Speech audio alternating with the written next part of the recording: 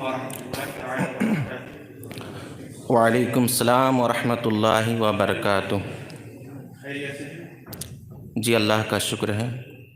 جی مولانا صاحب، آج کل کچھ لوگ صحابہ کرام کے بارے میں طرح طرح کی بدگمانیاں پھیلا رہے ہیں، لہذا میں اہل سنت کے عقیدے کے متعلق، صحابہ کرام کے متعلق اہل سنت کے عقیدے پر مشتمل چند باتیں آپ سے معلوم کرنا چاہتا ہوں۔ امید ہے آپ قرآن و حدیث اور سلف صالحین کے ارشادات کی روشنی میں ہماری رہنمائی فرمائیں گے۔ سب سے پہلے یہ بتائیے کہ صحابی کسے کہتے ہیں، اور کیا صلح حدیبیہ کے بعد ایمان لانے والے صحابی نہیں ہیں؟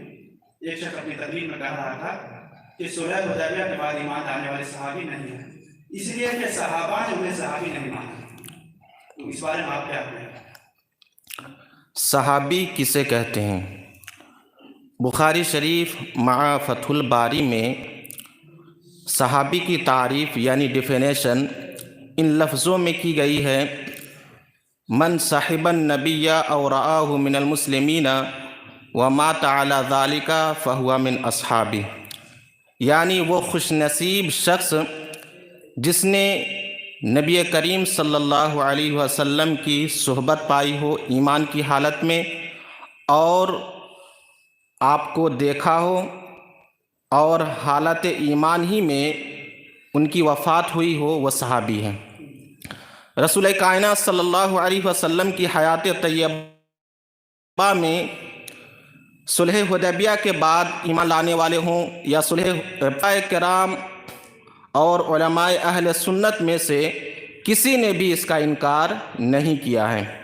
لہٰذا جو شخص حضرت امیر معاویہ یا حضرت ابو سفیان وغیرہ کی صحابیت کا انکار کرے وہ اہل سنت سے باہر ہے، اور اس شخص کا بغیر دلیل کے یہ دعویٰ کرنا کہ صحابہ کرام میں سے کسی نے بھی فتح مکہ اور صلح حدیبیہ کے بعد ایمان لانے والوں کو صحابی مانا ہی نہیں، یہ قرآن و سنت کے سراسر خلاف ہیں۔ اللہ تبارک و تعالی قرآن پاک میں ارشاد فرماتا ہے: کُلًّا وعد اللہ الحسنی، اللہ نے سب کے ساتھ بھلائی کا یعنی جنت کا وعدہ کیا ہے۔ اس آیت کی تفسیر کے تحت تفسیر روح المعانی میں ہے: اے کل واحد من الفریقین للاولین فقط، یعنی دونوں جماعت چاہے فتح مکہ سے پہلے ایمان لانے والی ہوں یا فتح مکہ کے بعد ایمان لانے والی ہوں، سب کے ساتھ اللہ نے جنت کا وعدہ کیا ہے۔ اور رہی بات حضرت امیر معاویہ رضی اللہ تعالی عنہ کی صحابیت کی، تو بخاری شریف کی حدیث میں حضرت ابن عباس رضی اللہ تعالی عنہما سے مروی ہے، آپ حضرت امیر معاویہ رضی اللہ تعالی عنہ کے بارے میں ارشاد فرماتے ہیں: انہ قد صحب رسول اللہ صلی اللہ علیہ وسلم، کہ حضرت امیر معاویہ رضی اللہ تعالی عنہ صحابی رسول ہیں۔ تو قرآن کریم اور صحابی کے فرمان سے معلوم ہوا کہ صلح حدیبیہ کے بعد بھی ایمان لانے والے صحابی ہیں۔ ماشاءاللہ، آپ نے اس مسئلے کو بالکل واضح کر دیا۔ جی اب ایک مشہور نعرہ بھی چل رہا ہے: ہر صحابی نبی جنتی جنتی۔ ایک مشہور مفتی صاحب نے ٹی وی چینل میں کہا کہ یہ تو ٹھیک ہے، تمام صحابہ کرام جنتی ہے، لیکن شرط یہ ہے کہ ان کا خاتمہ ایمان پر ہو، اور ہمیں یقین کے ساتھ معلوم نہیں کہ تمام صحابہ کا خاتمہ ایمان پر ہوا ہے، پھر یہ نعرہ کیسے لگا سکے؟ آپ نے بہت ہی اہم سوال کیا ہے۔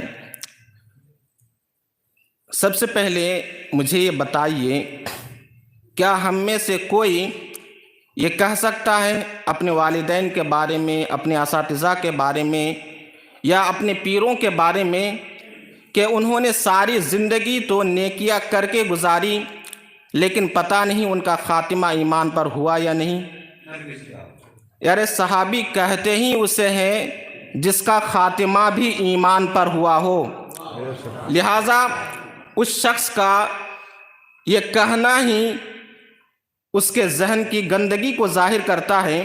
پھر بھی جواب سن لیجئے، اللہ تبارک و تعالی صحابہ کرام کے بارے میں قرآن پاک میں ارشاد فرماتا ہے: وَرَضِيَ اللَّهُ عَنْهُمْ وَرَضُوا عَنْهُ، کہ اللہ ان سے راضی ہو گیا اور وہ اللہ سے راضی ہو گئے۔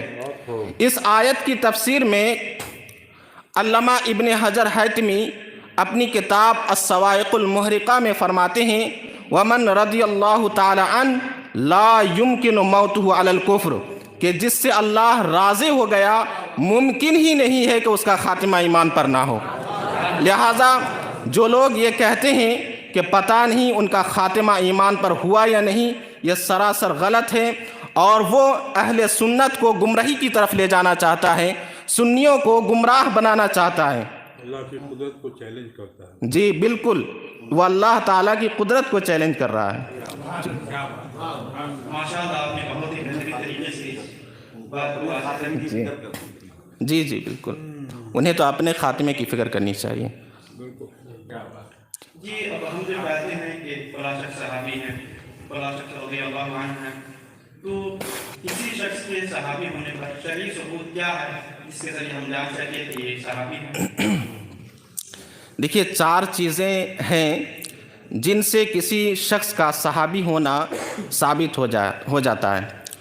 اگر ان میں سے کوئی ایک چیز پالی جائے تو اس شخص کا صحابی ہونا ثابت ہو جائے گا۔ علامہ ابن صلاح مقدمہ ابن صلاح میں فرماتے ہیں ثم ان کون الواحد منہم صحابیا تارۃ یعرف بالتواتر و تارۃ بالاستفاضۃ القاصرۃ و تارۃ بان یروى عن احد الصحابۃ انہ صحابی و تارۃ بقولہ و اخبارہ بعد ثبوت عدالتہ بانہ صحابی۔ یعنی کسی شخص کا صحابی ہونا 4 چیزوں سے ثابت ہوتا ہے۔ پہلی چیز کیا ہے؟ پہلی چیز خبر متواتر، یعنی اتنے لوگوں نے ان کے صحابی ہونے کی خبر دی ہو جن کا جھوٹ پر متفق ہونا محال ہو جائے۔ دوسری چیز خبر مشہور، یعنی ان کا صحابی ہونا مشہور ہو جائے۔ اور تیسری چیز کوئی مشہور صحابی کہے کہ فلاں شخص صحابی ہیں۔ اور چوتھی چیز یہ ہے کہ خود عادل شخص اپنے بارے میں کہے یا خبر دے کہ میں صحابی ہوں۔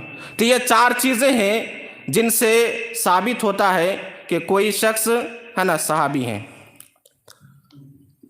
ماشاءاللہ، آپ نے اس مسئلے کے لیے بہت واضح طور پر بیان کیا۔ اب یہ بتائیے کہ مسلمان کے لیے اللہ تبارک و تعالیٰ کے بارے میں، اللہ کے رسولوں کے بارے میں، انبیاء کے بارے میں، اللہ تعالیٰ کی طرف سے نازل کردہ کتابوں کے بارے میں کچھ بنیادی باتوں کا ماننا اور ان کا عقیدہ رکھنا ضروری ہوتا ہے۔ تو کیا صحابہ کرام کے بارے میں بھی کچھ بنیادی باتیں ماننا اور ان کا عقیدہ رکھنا ضروری ہے؟ اگر ضروری ہے تو چند باتیں بیان کر دیں۔ جی بالکل، صحابہ کرام کے بارے میں بھی چند باتوں کا جاننا اور ان کا عقیدہ رکھنا ضروری ہے۔ صحابہ کرام کے بارے میں علماء اہل سنت نے جو عقائد بیان فرمائے ہیں ان میں سے چند بنیادی عقیدے میں آپ کے سامنے بیان کرتا ہوں۔ صحابہ کرام، تمامی صحابہ کرام اہل خیر و صلاح اور عادل ہیں۔ ان کا جب بھی ذکر کیا جائے خیر اور بھلائی کے ساتھ ہی کیا جائے، اور یہی فرض ہیں۔ اللہ تعالیٰ ارشاد فرماتا ہے وَكَذَلِكَ جَعَلْنَاكُمْ أُمَّةً وَسَطًا لِتَكُونُوا شُهَدَاءَ عَلَى النَّاسِ، کہ اور اسی طرح ہم نے تمہیں بہترین امت بنایا تاکہ تم لوگوں پر گواہ بن جاؤ۔ یہاں وسط سے کیا مراد ہے؟ علامہ شیخ الاسلام علامہ کمال الدین ابن ابی شریف اپنی کتاب فیض القدیر میں یہاں وسط سے مراد فرماتے ہیں کہ یہاں وسط سے مراد خیر اور عدل ہیں۔ یعنی پتہ چلا کہ تمامی صحابہ کرام اہل خیر و صلاح اور عادل ہیں۔ دوسرا بنیادی عقیدہ یہ ہے کہ کسی بھی صحابی کے ساتھ سوء عقیدت اور سوء ظن، یہ بد مذہبی اور گمراہی ہے، ایسا شخص مستحق جہنم اور مستوجب نار ہے۔ ترمذی شریف کی حدیث ہے، اللہ کے رسول صلی اللہ علیہ وسلم نے ارشاد فرمایا اللہ اللہ فی اصحابی لا تتخذہم غرضا بعدی، کہ اللہ اللہ میرے صحابہ کے متعلق اللہ سے ڈرو اور انہیں اپنے برے کلام کا نشانہ نہ بناؤ۔ فمن احبہم فبحبی احبہم، جس نے ان سے محبت کی اس نے مجھ سے محبت کرنے کی وجہ سے ان سے محبت کی۔ ومن ابغضہم فببغضی ابغضہم، اور جس نے ان سے بغض رکھا اس نے مجھ سے بغض رکھنے کی وجہ سے ان سے بغض رکھا۔ ومن آذاہم فقد آذانی، اور جس نے انہیں تکلیف دی اس نے مجھے تکلیف دی۔ ومن آذانی فقد آذى اللہ، اور جس نے مجھے تکلیف دی اس نے اللہ کو تکلیف دی۔ ومن آذى اللہ فیوشک ان یأخذ، اور جس نے اللہ کو تکلیف دی ان قریب اللہ اس کو عذاب دے گا۔ تو یہ دوسرا بنیادی عقیدہ تھا۔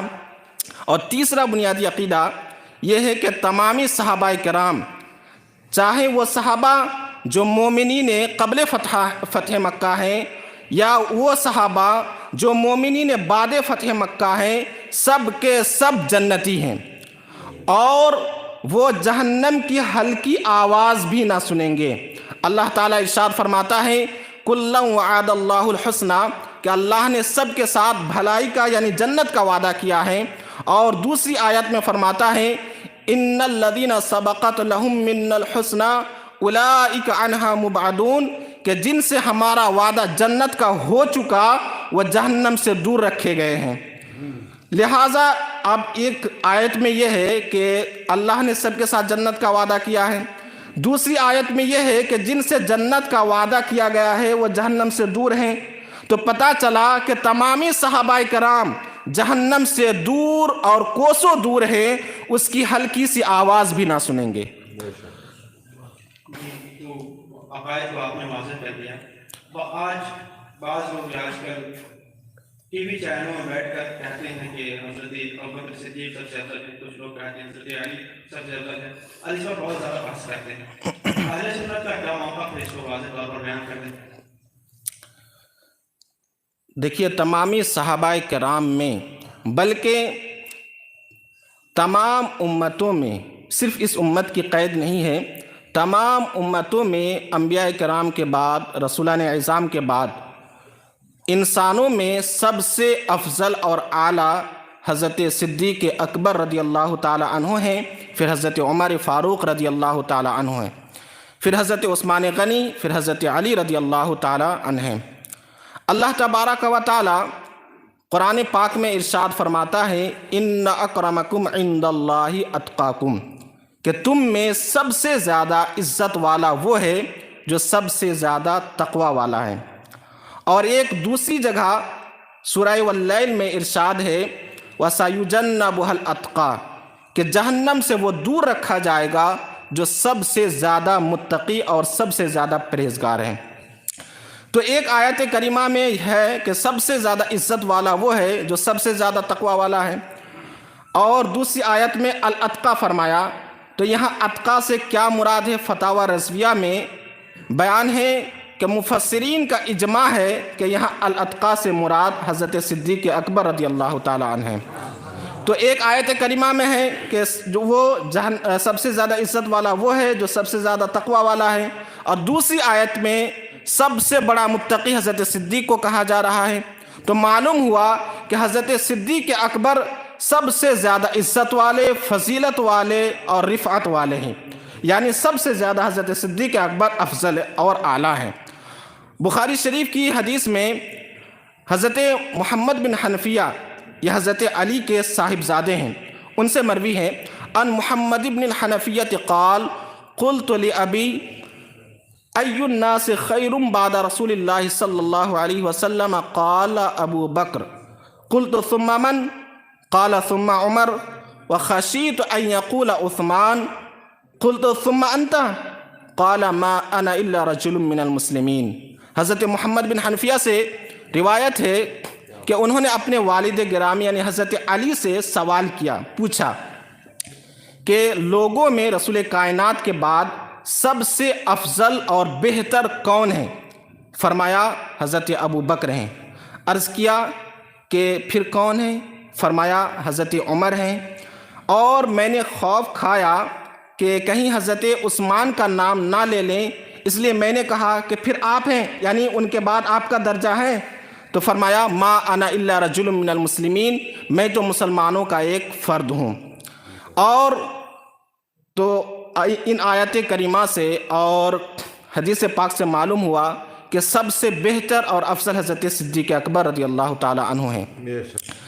اور تارک السلطنت سلطان سید اشرف جہانگیر سمنانی رحمۃ اللہ تعالی علیہ اپنے رسالہ قبریہ میں، جسے آپ نے اپنی وفات سے ایک دن قبل تحریر فرمایا ہے، اس میں آپ صحابہ کرام کے بارے میں اہل سنت کا عقیدہ بیان کرتے ہوئے فرماتے ہیں وَنُؤْمِنُ بِاللَّهِ وَرَسُولِهِ وَنَعْتَقِدُ بِفَضْلِ أَصْحَابِهِ وَأَحَقُّ الْخِلَافَةِ أَبُو بَكْرِ بْنُ أَبِي قُحَافَةَ ثُمَّ أَفْضَلُ أَصْحَابِهِ وَأَحَقُّ الْخِلَافَةِ عُمَرُ ثم عثمان ثم علی رضی اللہ تعالی عنہ، کہ ہم اللہ اور اس کے رسول پر ایمان رکھتے ہیں اور اس بات کا بھی یقین رکھتے ہیں کہ تمام صحابہ کرام میں سب سے افضل اور اعلیٰ خلافت کے اعتبار سے حضرت صدیق ہیں، پھر حضرت عمر فاروق ہیں، پھر حضرت عثمان غنی ہیں، پھر حضرت علی رضی اللہ تعالی عنہ ہیں۔ آگے فرماتے ہیں کہ ہمارے مریدین اور معتقدین کو یاد رہے کہ ہم اسی پر تھے، اسی پر ہیں اور اسی پر ہمیشہ رہیں گے۔ آگے فرماتے ہیں کہ جس کا یہ عقیدہ نہیں، سن لے، کہ جس کا یہ عقیدہ نہیں وہ گمراہ ہے، وہ زندیق ہے، وہ بے دین ہے، ہم ان سے بیزار ہیں اور خدا ان سے راضی نہیں۔ یہ مخدوم پاک فرماتے ہیں۔ جی بالکل، یہ مخدوم پاک کا عقیدہ ہے، یاد کر لیجئے۔ ماشاءاللہ، یہ مسئلے کو بھی آپ نے واضح کر دیا۔ اب آخری بات یہ پوچھنی تھی کہ صحابہ کرام کے درمیان آپس میں کچھ معاملات ہوئے، کچھ جنگیں بھی ہوئی، ان کی وجہ سے ان میں سے بعض کو برا کہنا، کسی کی طرفداری کرنا، اس میں بحث کرنا، یہ کیسا ہے؟ اس بارے میں علماء اہل سنت ہماری کیا رہنمائی ہے؟ دیکھیے، ہمارا یہ بھی ایک بنیادی عقیدہ ہے کہ صحابہ کرام کے درمیان جو واقعات اور جنگیں ہوئیں ان میں پڑھنا حرام اور سخت حرام ہے۔ ہمیں تو یہ دیکھنا چاہیے کہ وہ تمام کے تمام آقائے دو جہاں کے سچے غلام اور سچے جانثار تھے۔ امام اعظم، امام الائمہ، کاشف الغمہ، سراج الامہ فرماتے ہیں الفقہ الاکبر میں وَنَتَوَلَّاهُمْ جَمِيعًا وَلَا نَذْكُرُ الصَّحَابَةَ إِلَّا بِخَيْرٍ، کہ ہم تمامی صحابہ کرام سے محبت کرتے ہیں اور ان کا ذکر صرف بھلائی کے ساتھ کرتے ہیں۔ امام شافعی رحمۃ اللہ تعالی علیہ کا قول شرح عقائد کے حاشیہ میں یہ قول منقول ہے۔ آپ نے فرمایا تِلْكَ دِمَاءٌ طَهَّرَ اللَّهُ أَيْدِينَا عَنْهَا فَلَا نُلَوِّسُ أَلْسِنَتَنَا بِهَا، کہ اللہ نے ان کے درمیان کی لڑائیوں سے ہمارے ہاتھوں کو محفوظ رکھا، تو ہم پر واجب ہے کہ ان کے ذکر سے اپنی زبان کو گندی نہ کرے۔ اور امام ابو زرعہ جو امام مسلم کے بھی استاذ ہیں، ان کا قول الصواعق المحرقہ میں منقول ہے، فرماتے ہیں کہ جو بھی صحابہ کرام میں سے کسی کی بھی برائی کرے گا، کسی کو بھی برا بھلا کہے گا، سمجھ لو وہ زندیق ہیں۔ اور وہ کیوں؟ وہ اس لیے کہ تمامی صحابہ کے اللہ کے رسول صلی اللہ علیہ وسلم یہ حق ہیں، قرآن حق ہیں، اور اللہ کے رسول نے جو پیغام ہم تک پہنچایا وہ بھی حق ہیں، اور ہم تک ان تمام پیغامات کو پہنچانے والے صحابہ کرام ہیں۔ لہٰذا جو بھی صحابہ کرام کو برا بھلا کہے گا یا ان پر انگلی اٹھانے کی کوشش کرے گا، گویا وہ کتاب و سنت پر انگلی اٹھانے کی کوشش کر رہا ہے، لہٰذا وہی عتاب و ملامت کا حقدار ہے، اور اسی پر گمراہی اور جھوٹ، فریب، مکاری اور کذب کا حکم لگانا عین حق ہے۔ یہ امام ابو زرعہ کا قول ہے۔ مخدوم پاک رحمۃ اللہ تعالی علیہ لطائف اشرفی میں ایک واقعہ بیان فرماتے ہیں کہ کوفہ کا ایک شخص حضرت ابو بکر و عمر رضی اللہ تعالی عنہما کو برا بھلا کہتا تھا۔ تو اللہ تعالیٰ نے جب وہ باز نہ آیا تو اللہ تعالیٰ نے اسے سور کی شکل میں بدل دیا، خنزیر کی شکل میں اسے بدل دیا۔ ایک واقعہ اور بیان فرمایا کہ ایک شخص جب حضرت ابو بکر عمر کو گالی دینے سے باز نہ آیا تو اللہ نے اسے بندر کی شکل میں بدل دیا۔ اور علامہ تفتازانی رحمۃ اللہ تعالی علیہ، جنہیں شیعہ بھی عزت کی نگاہ سے دیکھتے ہیں، وہ اپنی کتاب شرح عقائد میں فرماتے ہیں کہ صحابہ کا ذکر بھلائی سے کیے بغیر یا نہ رہا جائے، اور جو صحابہ کا ذکر بھلائی کے بغیر کرتے ہیں ان کی زبان روک لی جائے، اس لیے کہ صحابہ کرام کے متعلق فضائل اور ان پر حرف گیری سے رکاوٹ کے سلسلے میں صحیح حدیثیں موجود ہیں۔ ان کے درمیان جو لڑائیاں اور جنگیں ہوئیں، اگر ان کا ثبوت سندن صحیح ہے تو تعویلات سے کام لیا جائے۔ بہرحال ان پر نقطہ چینی کرنا، انہیں گالی گلوچ کرنا اگر قطعی دلائل کے خلاف ہے تو کفر ہے، ورنہ تو بدعت اور فسق۔ تو تمام آیات کریمہ اور احادیث طیبہ اور اقوال سلف صالحین سے یہ معلوم ہوا کہ صحابہ کرام کا جب بھی ذکر کیا جائے خیر اور بھلائی کے ساتھ کیا جائے، ان کا جب بھی نام لیا جائے تو اچھے سے ادب و احترام سے نام لیا جائے، ان کی شان میں ایسے الفاظ استعمال کیے جائے جو ان کی عظمت، رفعت اور بلندی پر دلالت کریں، اور یہی ایک شریف بچہ کی علامت ہے۔